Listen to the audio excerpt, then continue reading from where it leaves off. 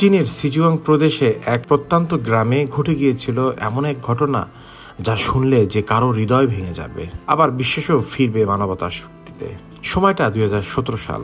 গ্রামের সাধারণ এক মানুষ ঝাংলিং তার 2 বছরের আদরের মেয়েকে নিয়ে সুখেই দিন কাটাচ্ছিলেন। কিন্তু হঠাৎ একদিন তার জীবনে থমকে যায়।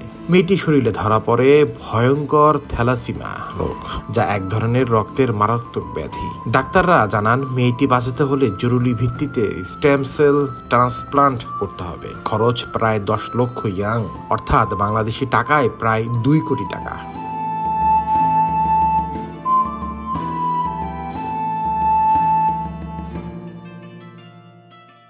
এই বিশাল অঙ্কের অর্থ জোগাড় করা ঝাংলিং এর মতো সাধারণ মানুষের পক্ষে প্রায় অসম্ভব। তবুও তিনি হাল ছাড়েননি। ঘরে সঞ্চয় খরচ করেন, আত্মীয় স্বজন ও বন্ধু বান্ধবের কাছে ধার নেন, কিন্তু কিছুতেই বিপুল অর্থের ব্যবস্থা করতে পারেননি। অসহায় আর হতাশা হয়ে একদিন ঝাংলিং নিজে হাতের মেয়ের জন্য কবর খুঁড়লেন। পাশের লোকেরা তখন অবাক করে জিজ্ঞাসা করলো, কেন এমন করছেন? তখন তিনি শান্ত কণ্ঠে বলেছিলেন, যদি আমার মেয়ে একদিন এই পৃথিবীতে ছেড়ে যায়, তবে মৃত্যু যেন তার কাছে অপরিচিত না হয়। এরপর প্রায় প্রতিদিনই তিনি মেয়েকে নিয়ে সেই কবরের পাশে বসতেন, দুজন গল্প করতেন, খেলতেন, কখনো কখনো সেখানে ঘুমিয়ে পড়তেন।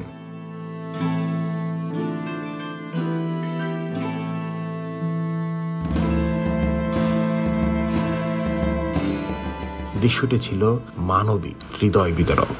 একদিন এক প্রতিবেশী ঝাংলিংয়ের এই দৃশ্যটি ভিডিও করে অনলাইনে আপলোড করেন।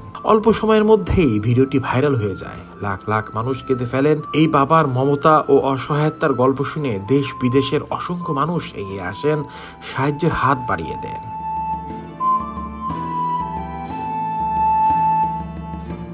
সোশ্যাল মিডিয়া থেকে 1 মাসেই মেয়ের চিকিৎসার জন্য প্রয়োজনীয় পুরো অর্থ জোগাড় হয়ে যায়। ডাক্তারের পরামর্শ, ঝাংলিং তার স্ত্রী পরে আরেকটি সন্তানের জন্ম দেন, একটি কন্যা সন্তান শিশু। সেই নবজাতকের কড ব্লাড দিয়ে বড় মেয়ের জীবন বাঁচানো সম্ভব হয়। দীর্ঘ চিকিৎসা ও লড়াইয়ের পর অবশেষে সুস্থ হয়ে বাড়ি ফেরেন ঝাংলিংয়ের বড় মেয়ে। সেদিন বাবা ফিরে যান সেই কবরের কাছে, যেটি একসময় তিনি মেয়ের জন্য নিজের হাতে খুঁড়েছিলেন।